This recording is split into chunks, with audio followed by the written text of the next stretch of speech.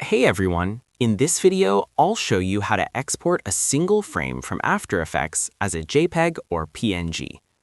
Here, you can see that I have a video on the After Effects canvas and I want to export one frame as a JPEG or PNG.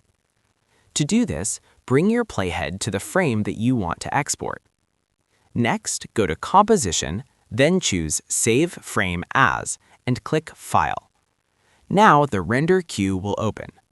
Go to your render queue and click on Output module. By default, the format may be set to Photoshop, but instead select JPEG sequence or PNG sequence. In my case, I will select JPEG sequence. In this pop-up, click on Quality and set the quality to maximum. After that, click OK and then click OK again. Now, click on Output to and select the location you want to export your frame to. After you are done, hit Render. The render is complete, so let's go to the Save location. This is the image we just exported. If I open this, you can see that it's also in pretty high quality. And that's how you can export a frame from Adobe After Effects. If this tutorial helped you out, make sure to like and subscribe for more helpful guides.